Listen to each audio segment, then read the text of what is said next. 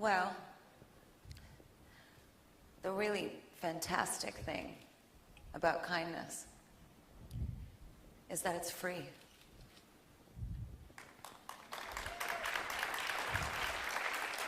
It's the best resource that we have because you can give and receive kindness.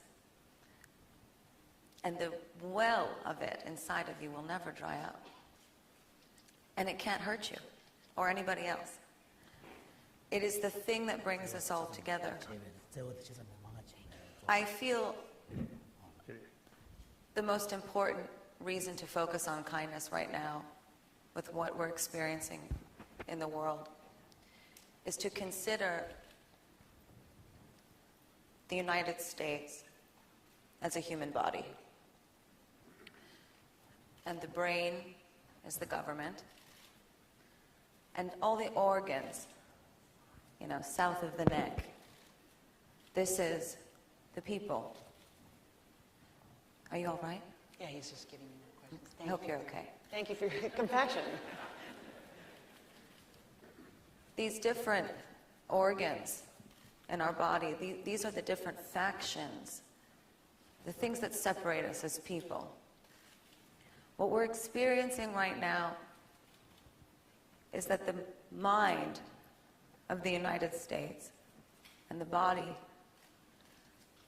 are not talking. There's no connection.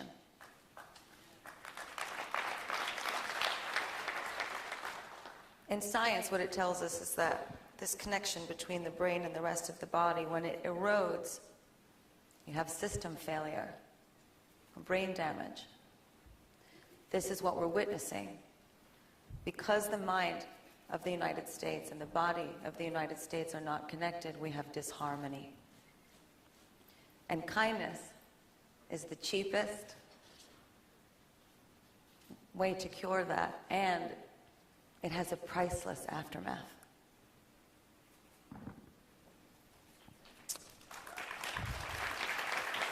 Philip? Anne, what's on my mind at this very moment is how unlikely this trio is sitting up. You have the leader of one of the world's great religions, you have a world-class entertainer, and then you have this obscure business guy. And it's unlikely that we're discussing kindness, of all things, not a very precise term. It's unlikely that you have a Greg Fisher and a Tom Tate who have kindness as the foundation of their cities. And Tom even ran on what is an unusual platform and managed to get elected. And last of all, you have a room full of individuals who are pretty practical people, or they wouldn't be in this room. I think they're interested is there an answer to all of this? Is there somehow a solution that is something they can use, actually take away and use from this? And if I can just take a minute and give you a little background as to why I am up sitting with the three of you. Some years ago, our foundation gave in traditional ways to very traditional good works and charities. We still do that. That's a part of the work we do. But about 20 years ago, I was interested to see if we could find something that is more unique, that is relevant, possibly could even change the culture. And by the way, it was difficult because we were looking for something that would unify people, that people could agree on. And as all of us in this room know, there are very few things in our society today that we can actually agree on. There's so many things we can't agree on. What we finally came up with was a list of values. There's about 100 core values that we built our programs around things like fairness, trust, learning, perseverance, love, patience, optimism, humility, confidence, civility. These are universal values that transcends race and religion and politics and nationality. Those values are what we decided to build a program around. We started a foundation called the Foundation for a Better Life in the Field. If you noticed on some of these PSAs and billboards, that's what the program is primarily built on. There's always the reminder to pass it on. Have this value, pass it on to somebody else. The thing that we learned from the first 10 or 15 years of that is really the umbrella value here is kindness. If you have an individual that has kindness, it correlates very strongly to having these other values that I touched on a moment ago or that are in our program.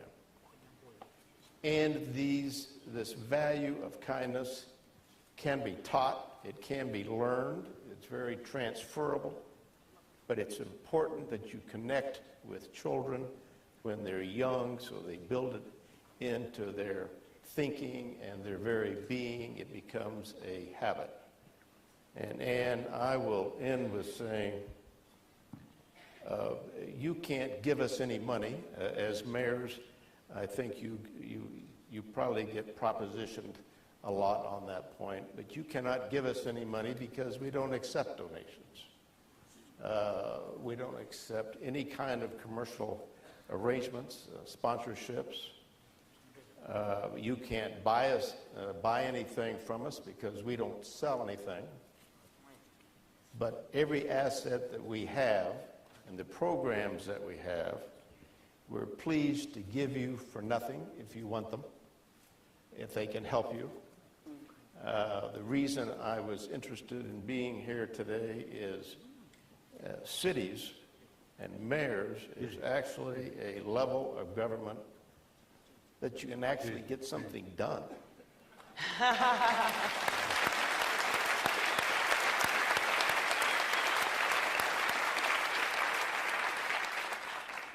So the work we've done, the capital we've invested, if we can be of any assistance to any of you in this room, we're pleased to do it. Thank you very much, Anne. All right, thanks, Phil. Thank you both.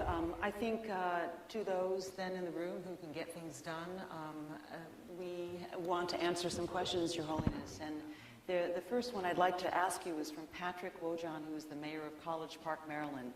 He asks a question that's very timely. He said, how can we best bring solace, comfort, and healing to our communities in the face of increasingly violent attacks like the shooting in Orlando?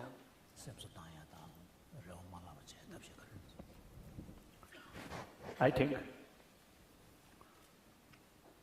for example, as you mentioned, the physical illness, I think the example on the physical level, I think the illness, some painful illness, see, we have to carry two levels of treatment. First, reduce pain, like painkiller or these things. That does not mean the final solution. In the meantime, you have to tackle the root cause of that pain. So similarly, our problem, I think, on the level of city also, I think same. The immediate solution was the attack some of these problems. I think better to ask some specialist. I don't know. If I carry some responsibility of one mayor, I think I may create more confusion. And because of mass such as though. mess. I'll end up creating a mess. If you became mayor. So, and then long run, I think all these problems, as I already mentioned, our environment, as such, I think as far as compassion, kindness is concerned, our environment is something very dry. So that creates a lot of unnecessary problems. So we need long-term solution. That is, we already discussed. It's the promotion of kindness through different variety of activities as the public eye or more kind action is really bring harmony and peaceful and happiness. Then long run education field, as you mentioned, we need systematic sort of way to educate from kindergarten up to university level. So these basic human nature, as I mentioned earlier, compassionate. That our own experience, the 7 billion human beings, including these mayors, you come from one's own mother, and we received maximum affection from our parent, particularly from our mother, and with mother's milk. So everybody have, as you mentioned, the great potential from birth and biologically there. Now our education should now strengthen or bring awareness, usefulness about these basic or good quality for your health, for a happy society, happy family, and eventually a happy world. That's our education have the responsibility, make awareness. So that's the long-term solution to this problem. So that's my view. So temporary measure, I think you know best. And also I think like this kind of meeting, from time to time, meet, come together and exchange. You see different experiences and sort of experience from different activities. I think that's I think only way. That's my way. Your Holiness, there is in my experience, something interesting that happens when you counterbalance great tragedy, great pain and suffering with a message, especially if you are in a leadership role, with kindness or with compassion, that something can happen when a leader says, we want to treat our citizenry, we want to treat each other with more compassion. This itself can create solace. Yes, solace. That's right. So I think everybody has the same experience. When I got some sick, and then this is a few days in hospital. Then doctors, nurses, never met before, new person. Strangers. They were strangers. But if you come with some needle and some sort of instrument, with smile and showing affection, then you feel safe. No need to introduce. Introduction. As soon as that person enter your room where you live, smile and resting some jokes like that, then you feel very happy. And your mind very fresh or something high spirit. So that very, very important for recover of illness. Other hand, nurses or doctors with these equipment come. It treated you like repairing one machine. When you repair a broken car, no need to smile.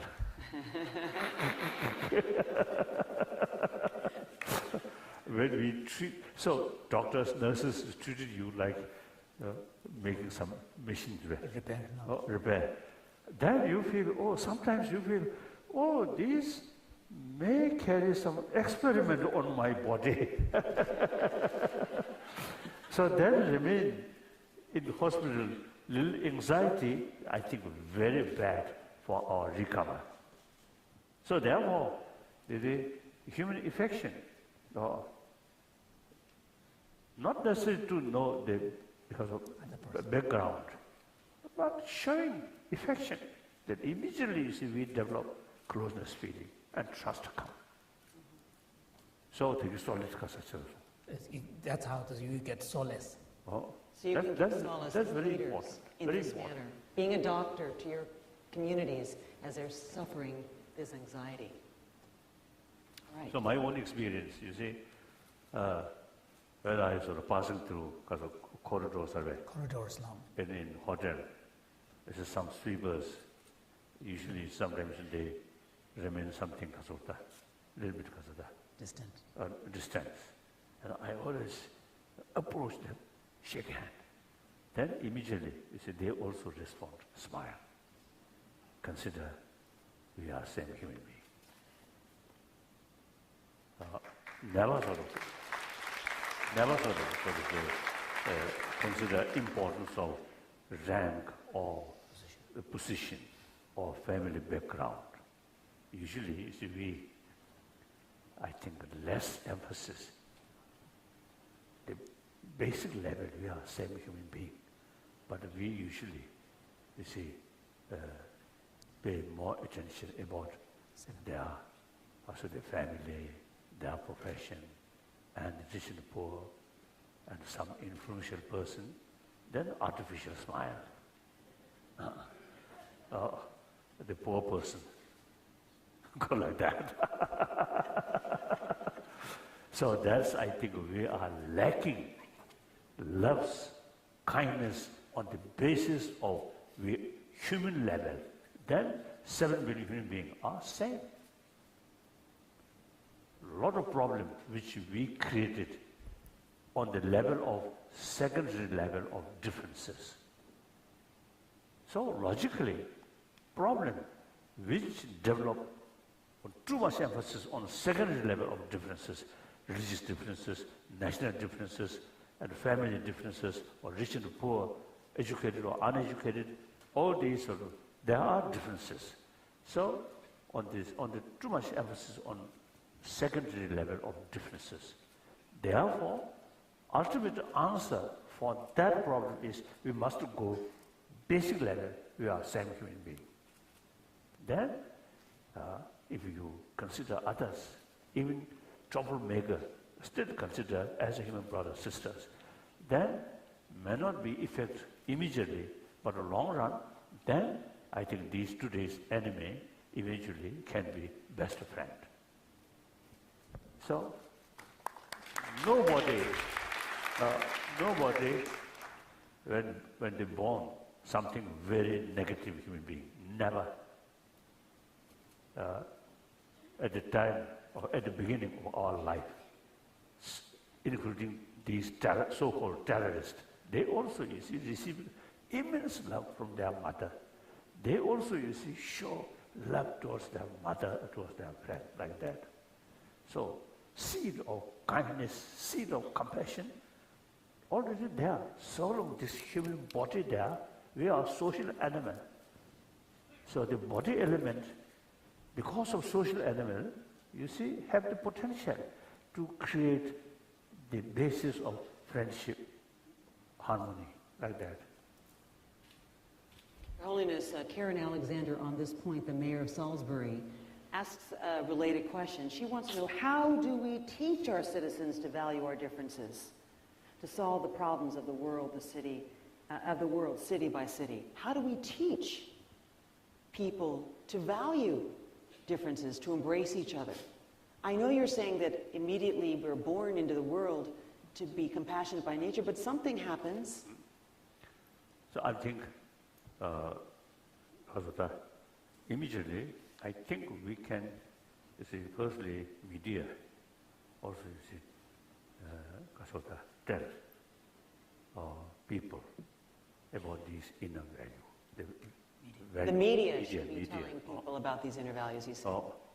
Then, city level, some sort of activities, you see, as For example, in the video that we saw, how the community came together to whitewash the graffiti in the mosque. So like that, you see, when such things happen, and more sort of publicity, and meantime, tell people the value or beneficial from such activities. Okay. Then basically, I feel education. Education. Education. But Your Holiness, many schools are suffering cutbacks in education. There's a real problem with financing education, and there is no real coursework that talks about inner values in our schools.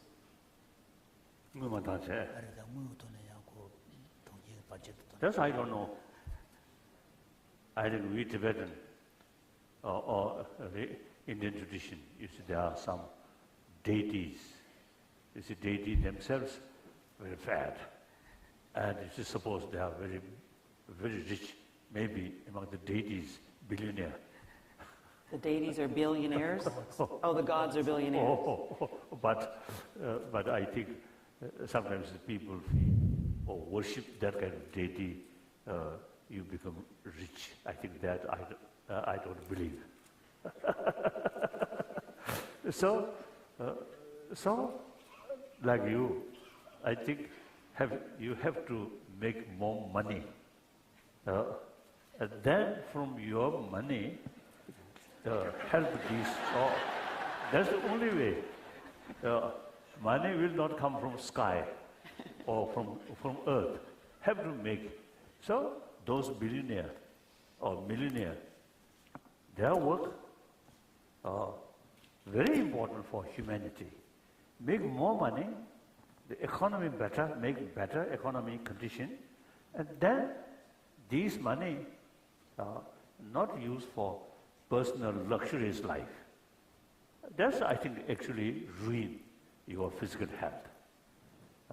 So spend more on those because of the needy people, or particularly the education field, like that. Do either of you two have any comments on these questions? Go I ahead, do. Lady Gaga. I think the most efficient way for you to act with the young people in your cities is to be a calming force in their lives. The action of removing anxiety is very difficult to do, but what you can do is help to calm the fears, calm the anger. Young people are very confused right now because they are living in a state of horror. The media, when we watch the news, right, you don't see all the great things that are happening in the world. You just see the bad things right up close. Me and His Holiness were talking about this earlier. We need to shift the perspective and educate young people yourselves. You have the power to be kind to them. If you are kind to them and empower them to teach you, you don't have to look far for kindness. Kindness is in the heart of children. When we're born, we don't yet have that conditioning that happens later when we become jaded and love becomes tough. When you're a child, all you want to do is give, and give love and receive it. My feeling is that you each need to empower the kids that live where you are. Have a youth council. It's not just about money or education. This is about you using your voices beyond social media. Social media, as we know, is a vacuum of noise. No matter what you tweet, it is going to be put out there with a series of other toxic things that are not good for our children, whether it's hateful language or pornography or it's racism. We have to separate ourselves from that and detoxify the system so that it is pure again. You have to bring the darkness into the light, and you have to get the bad apples out of where you are working. If you can purify your system the way that we would purify the body if it was sick, this will lead to that repairing of the connection between the brain and the rest of the body. Once that occurs, the ecosystem of humanity and of the country will work again. It's really not rocket science. I sometimes think that young people are so afraid because they think there is no solution. But there is. The solution is that we need to build a kinder and braver world.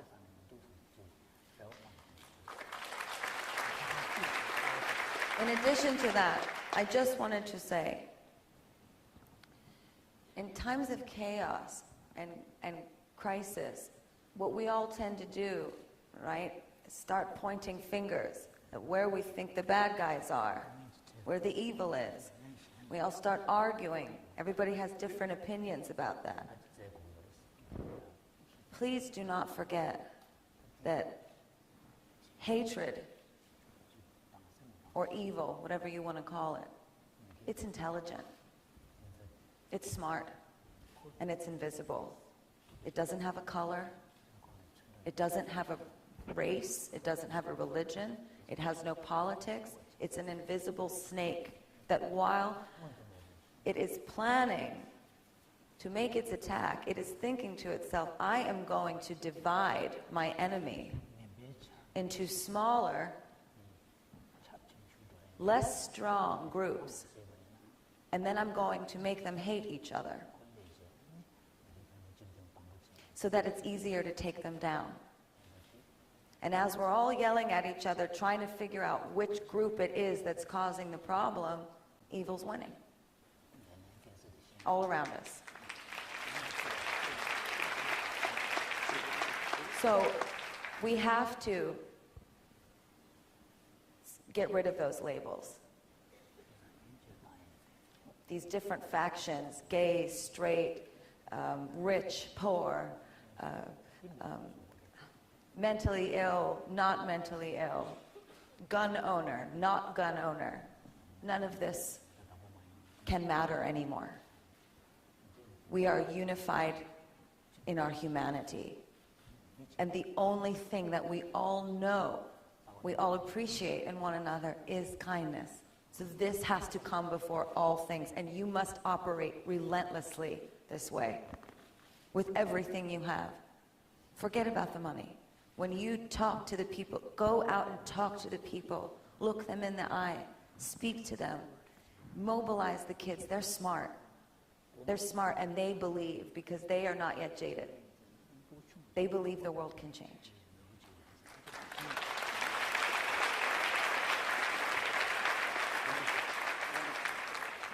So on this point of taking action, we were hearing some ideas, sort of to be an embodiment as a leader, a salve as a symbol of compassion and kindness as leaders who have great power in your communities, to enlist the youth, maybe start a youth council, to use that energy to try to sort of create change.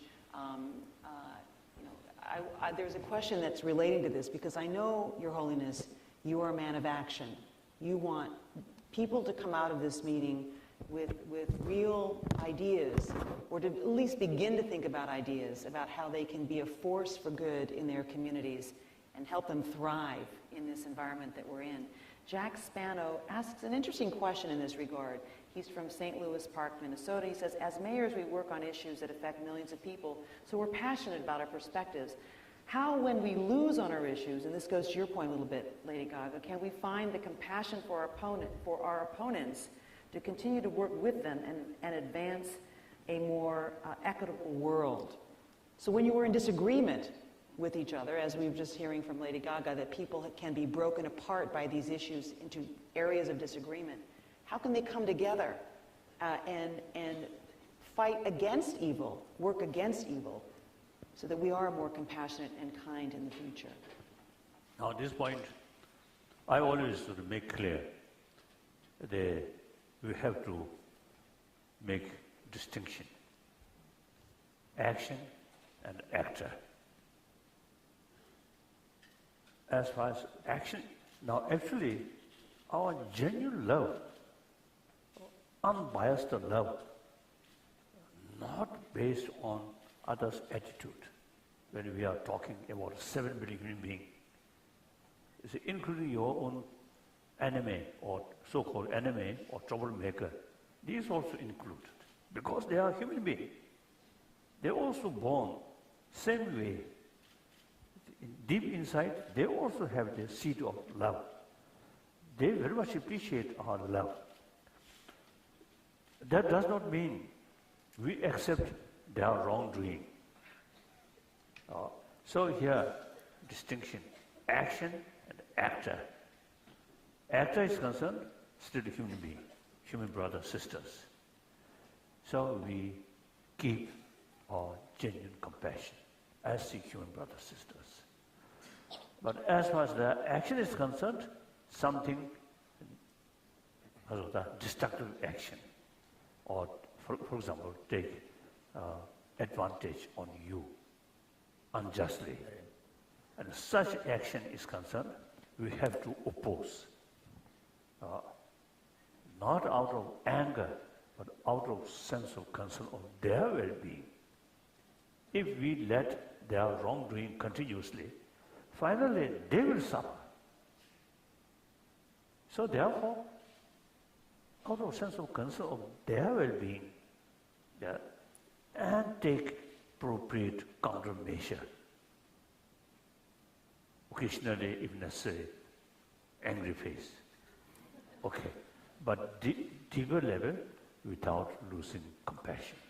That we can do. This human brain is very, very sophisticated, very sort of able, Very capable. So we can do that. And some sort of practitioner, including myself. This is sometimes, you see, the 2008 10th March crisis in Lhasa. And I received one sort of telephone call from Lhasa that day afternoon. Some Tibetan now moving for demonstration. I immediately felt, oh, now they will suffer. So it's very obvious. The response from the Chinese authority, suppression, including shooting, like that. So much sort of anxiety, anguish, anxiety. And then I also visualize, one of our sort of practice is visualize that troublemaker in front of you, and then develop genuine sense of concern or compassionate feeling. They themselves also want happiness, want friendship, do not want trouble. Yet, you see, they, out of their anger, fear, they carry such sort of activities. So then, out of genuine sort of sense of concern of their well-being, visualize, through visualization, take their anger, fear to myself and give them my love and spirit of forgiveness, this give them. So that does not mean we accept their wrongdoing. Sometimes we have to sort of state or oppose, and also make statement is opposing their or criticize their activities, but without losing genuine compassion. That we have the ability. So therefore, if someone is doing a wrong thing, we have to oppose, including sort of constructive criticism. Constructive criticism. Without losing compassion. Without losing. That we can do. So therefore, eventually, that person, as I mentioned before, eventually, there is possibility become a close friend, like that. If they are, because of their wrongdoing, we also use this as a countermeasure, negative, with anger. And then situation becomes worse and worse, like that. Now, for example, violence in the world affair. As a motivation, some leaders, I think, sincere, goal, good, but their method, use force. So, once you committed force, then counter force, then continuously. Any sort of use force or violent method, the side effect is immense, unpredictable. At the beginning, you want limited, because of the use of force, use of violence. the use of violence through use of force. But you intended limited. But the very nature of the violence is unpredictable, and side effect immediately you see develop. So I think United States policy regarding Iraq crisis, I feel that. So when President Bush, since first meeting, I really developed genuine love, respect as a human being. So we become very close friends. So then,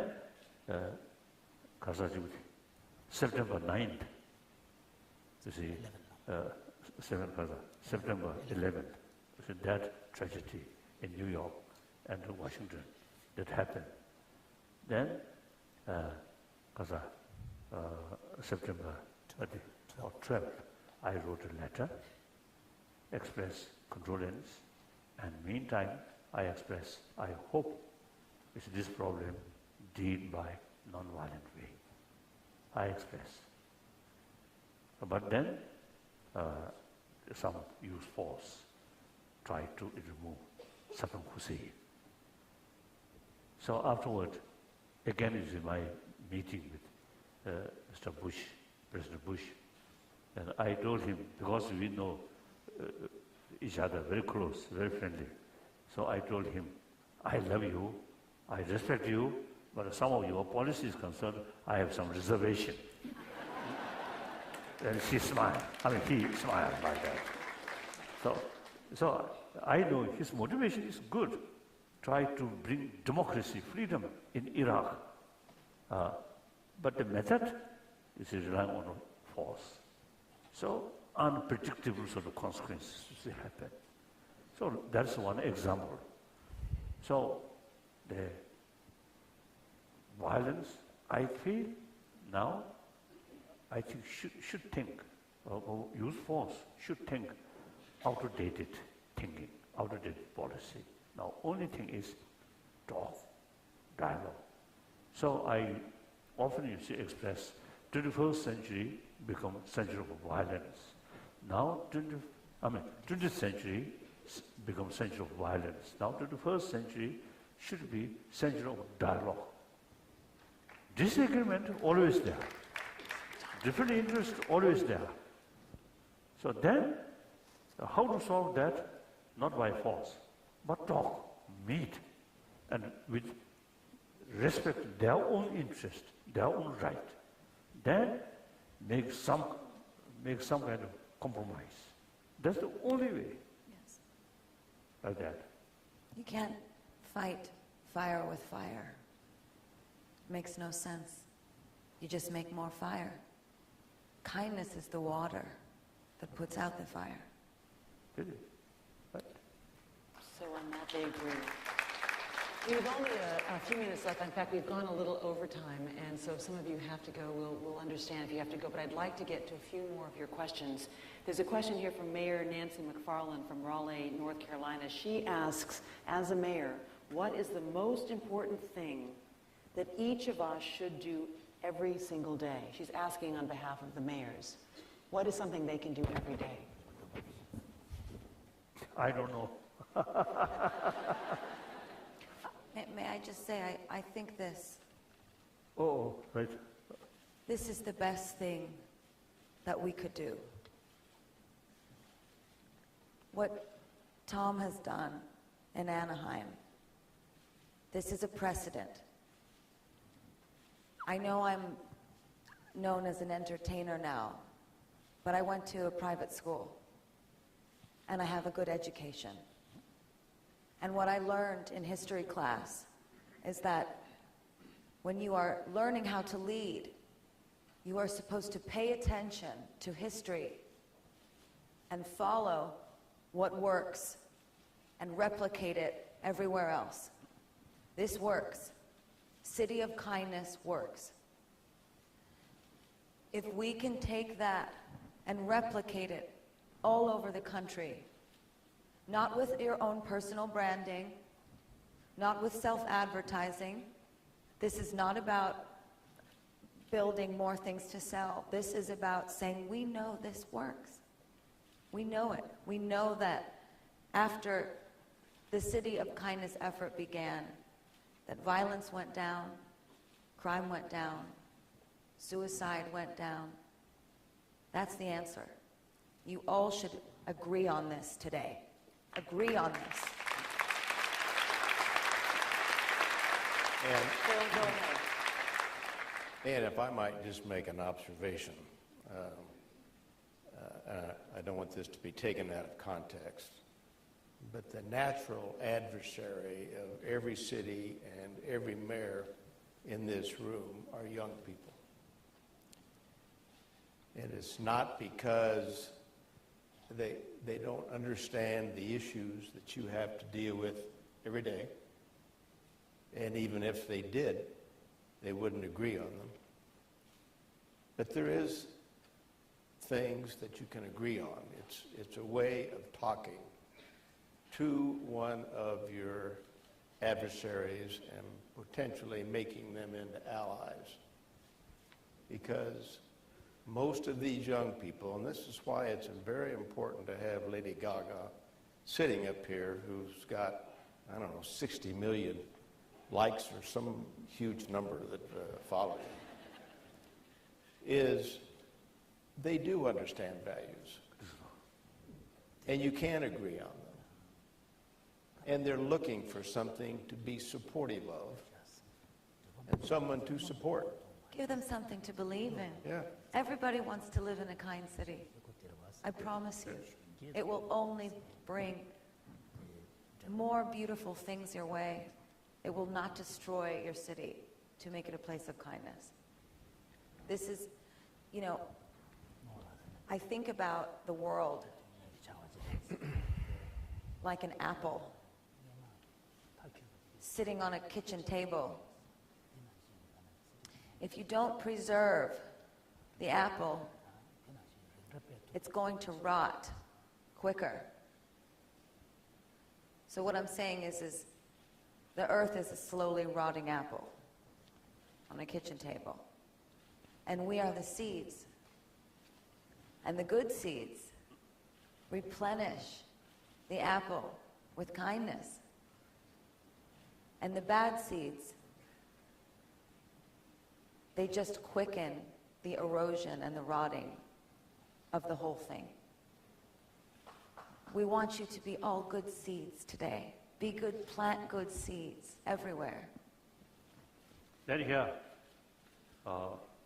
according to my own experience, when you see some sort of difficult decisions come across way, and difficult situation and difficult sort of decisions, then I always look, as you mentioned, I mentioned there also, you see, they look from wider perspective.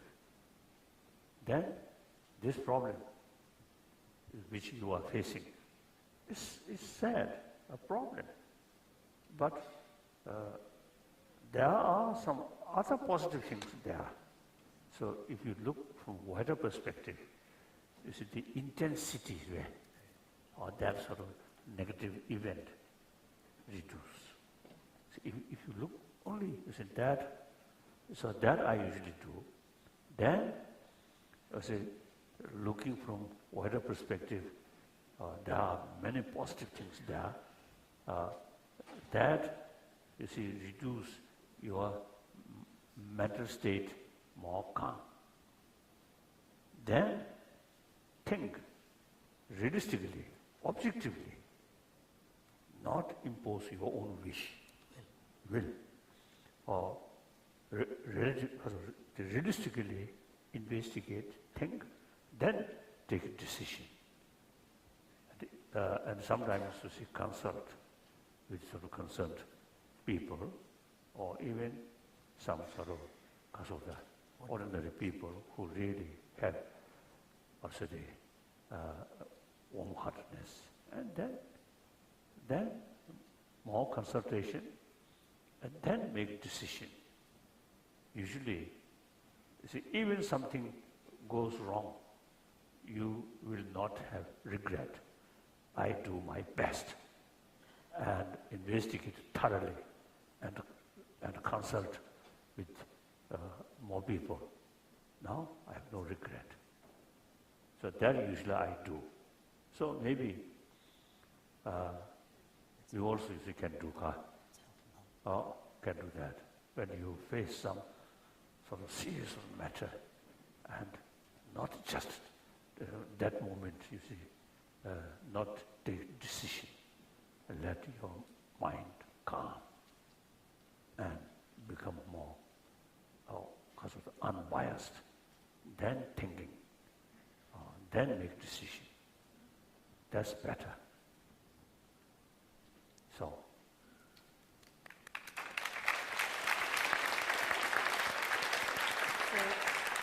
I'm sorry that we don't have time for all the questions, but for all of you who've given me questions, I'm going to make sure to present them to His Holiness's team for him to consider. So he will actually have your questions to consider for his thinking. I want to thank our panel. We've been really lucky to have both you, Lady Gaga, and you, Philip Anschutz. And I also need to mention that Jimpa, the translator for His Holiness, has been translating for him for more than 30 years, and we really are grateful that he is also here today. And most of all, what we've heard today, I think, is a lot of respect from His Holiness to your power to be symbols in your own communities, and that as symbols of compassion or kindness, you can have a great impact on the future, and that you are looked up to by people in your communities, or you would not have your positions. You have young people who are looking, as Lady Gaga mentioned, for role models, for opportunities to make their world a better place. And so it's really, really now what you think about what you've heard, and what in your communities you think you can do to be a better, a bigger force for good than you already are, and perhaps contribute to a more peaceful world. Thank you so much to you and to His Holiness, the 14th Dalai Lama.